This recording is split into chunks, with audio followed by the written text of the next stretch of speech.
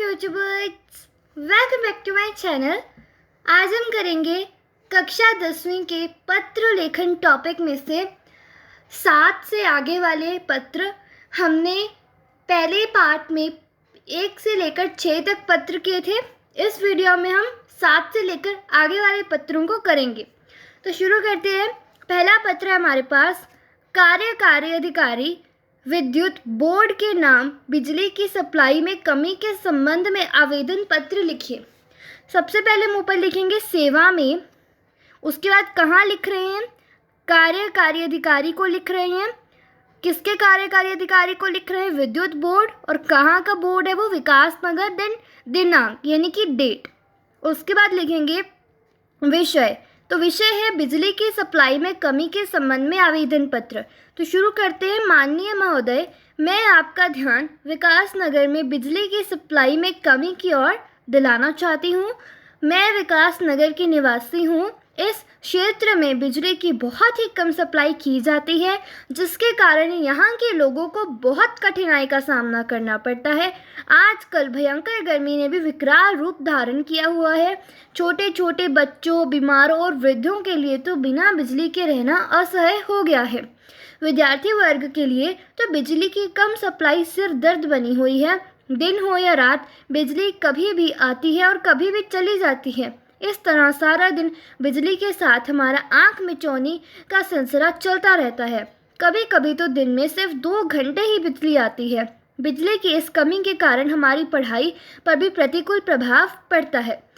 यहाँ यह भी बताने की चेष्टा की जा रही है कि हमारे आसपास के क्षेत्रों में बिजली की बिल्कुल कमी नहीं है। अतः आपसे अनुरोध है कि यदि कहीं कोई खराबी है तो उसे तुरंत ठीक करवाने का कृपा करें। मैं आशा करती हूँ कि आप इस संबंध में शीघ्र ही कार्यवाही करेंगे।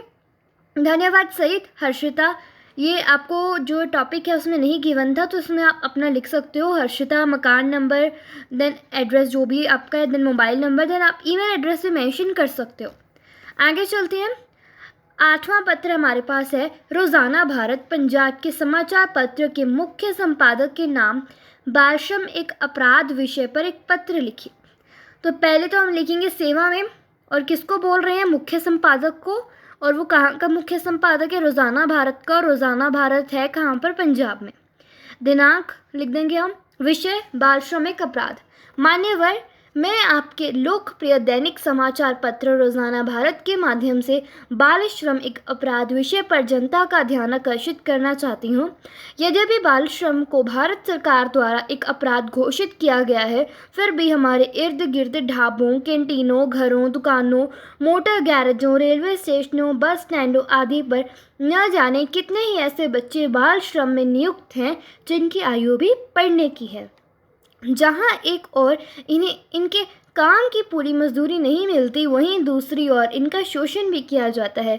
मैं यह भी बताना चाहती हूँ कि वे पढ़े लिखे व आर्थिक रूप से सशक्त लोगों के द्वारा भी घर के छोटे मोटे कामों और बच्चों के देखरेख आदि के लिए इन बाल श्रमिकों को ही घरों में रखा जाता है।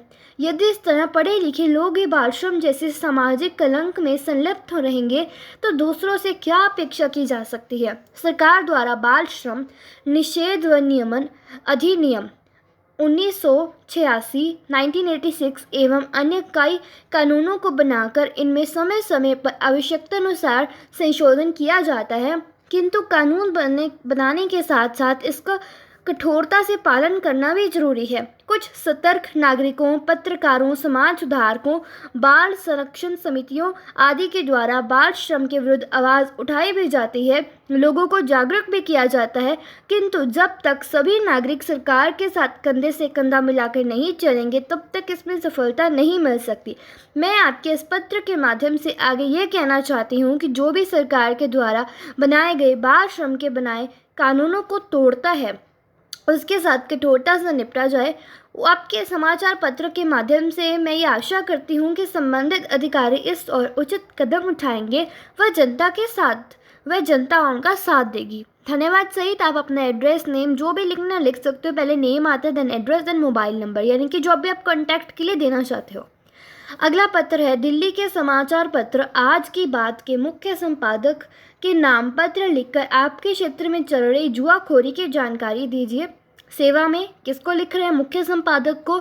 कहाँ के मुख्य संपादक हैं? किस संस्था के? आज की बात की, और वो कहाँ पे? दिल्ली में। दिनांक, विषय जुआखोरी संबंधी। मान्यवर, मैं आपके लोकप्रिय दैनिक समाचार पत्र आज की बात के माध्यम से प्रभात नगर में चल रही जुआखोरी की ओर ध्यान दिलाना चाहता हूँ।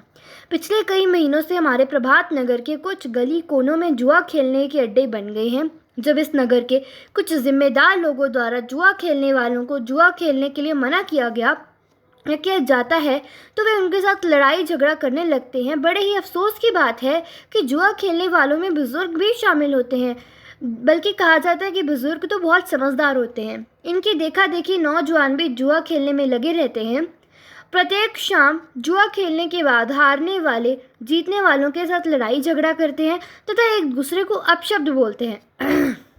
भद्र लोगों का वहां से गुजरना मुश्किल हो गया है। इन सब बातों की सूचना क्षेत्रीय थानाध्यक्ष को भी कई बार की जा चुकी है, किंतु कोई लाभ नहीं हुआ। अभी तो ये जुए के अड्डे धड़ल्ले से चल रहे हैं। मैं आपके पत्र के माध्यम से पुलिस के उच्च अधिकारियों से अनुरोध करता हूँ कि वे लगातार हमारे क्षेत्र में चक्कर लगाएं। उन्हें जहाँ कहीं भी जुआ खेलने वाले मिले उनके खिलाफ कठोर से कठोर कार्यवाही करें, जिससे निस्संदेह इस सामाजिक बुराई का नाश हो। सो धन्यवाद। शमशेर सिंह, मकान नंबर, प्रभात नंबर, जो भी आपको लिखना है वो लिख सकते हो, ठीक है। आगे चलते हैं।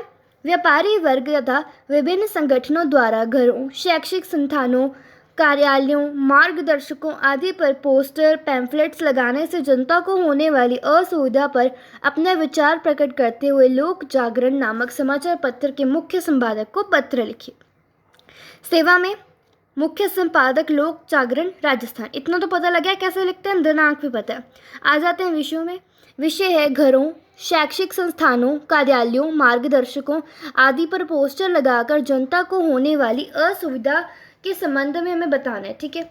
तो मान्यवर, मैं आपके लोकप्रिय समाचार पत्र लोक जागरण के माध्यम से घरों, शैक्षिक संस्थानों, संस्थानों, ठीक है, कार्यालयों, मार्गदर्शकों आदि पर पोस्टर लगाने से जनता को होने वाली असुविधाओं की ओर प्रशासन का ध्यान दिलाना चाहता हूँ। व्यापारी वर्ग अपने व्यापार को बढ़ाने के लिए विभिन्न बड़े बड़े पोस्टरों को घरों, शैक्षिक संस्थानों, कार्यालयों, मार्गदर्शकों आदि पर चिपका देते हैं। इसी तरह कुछ संगठन खेल प्रतियोगिताओं, धार्मिक कार्यक्रमों या अन्य किसी भी तरह के कार्यक्रम से संबंधित पोस्टर चिपका देते हैं। इससे दीवारें खराब होती हैं।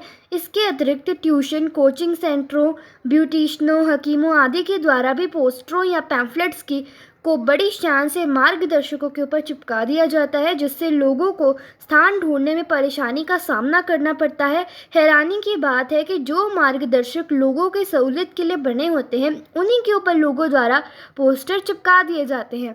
अतएव मैं आपके पत्र के माध्यम से प्रशासन से अनुरोध करता हूं कि इस तरह जगह जगह पोस्टर लगाने पर प्रतिबंध लगाया जाए। यदि पोस्टर लगाने का स्थान निर्धारित कर दिया जाए तो संभवतः इस समस्या का निवारण हो सकता है। फिर भी जो इस नियम का पालन नहीं करता तो उसे जुर्माना लगाना चाहिए। आशा है कि प्रशासन व जनता इस ओर ध्यान देगी। सर धन्यवाद। अपना नाम, अपना एड्रेस और अपना कॉन्टैक्ट जिससे भी आप करवाना चाहते हो वो लिख दो। अगला है जन चेतना, मुंबई के समाचार पत्र के मुख्य संपादक के नाम। सड़क दुर्घटनाओं पर चिंता व्यक्त करते हुए दुर्घटनाओं को रोकने के सुझाव संबंधित पत्र लिखिए। सेवा में मुख्य संपादक, जन चेतना, मुंबई। दिनांक आप लिख सकते हो। उसके बाद है विषय, सड़क दुर्घटनाओं पर चिंता व्यक्त करते हुए दुर्घटनाओं को रोकने के सुझाव संबंधी पत्र। मान्यवर, मैं आपके लोकप्रिय समाचार पत्र जन चेतना के माध्यम से सड़क दुर्घटनाओं पर चिंता व्यक्त करते हुए दुर्घटनाओं को रोकने का सुझाव देना चाहता हूँ।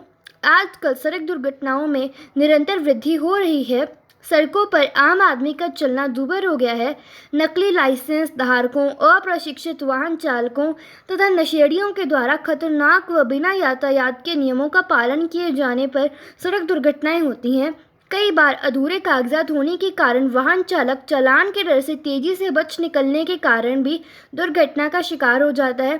ट्रकों, ट्रालियों, रेहड़ियों आदि पर अनुचित ढंग से ज़रूरत से अधिक लादा गया सामान तो अक्सर दुर्घटना का कारण बनता है। इसके अलावा वाहनों से होने वाला ध्वनि प्रदूषण भी चिंता का विषय है। निरंतर बढ़ रही दुर्घटनाओं को रोकने के लिए यातायात कर्मचारियों को गलत पार्किंग करने वालों, निर्धारित गति से तेज वाहन चलाने वालों, नशेड़ी चालकों व अन्य यातायात के नियमों की अवहेलना करने वालों के साथ सख्ती से निपटना चाहिए। ऐसा प्रावधान होना चाहिए कि जो निर्धारित चालानों की संख्या को पार कर जाता है उसका सदा के लिए लाइसेंस रद्द कर देना चाहिए। मैं ऐसा मानता हूं कि यदि प्रशासन इस दिशा में सख्त होगा तो किसी की क्या मजाल कि वह नियमों की अवहेलना करे। इसके अतिरिक्त समय समय पर लोगों को यातायात के नियमों के प्रति जागरूक करना चाहिए। आशा है कि समाचार पत्र में इस लेख को पढ़कर जनता व प्रशासन इस ओर ज़रूर ध्यान देगी। धन्यवाद। उसके बाद अपना लिख सकते हो, ठीक है। यहाँ पर जो हमारे लेटर्स हैं यानी कि पत्र हैं जो वो ख़त्म होते हैं। होप आपको वीडियो अच्छी लगी होगी। वीडियो अच्छी लगी तो वीडियो को लाइक करें, शेयर करें, कमेंट करें और चैनल को सब्सक्राइब करें। Thanks for watching the video.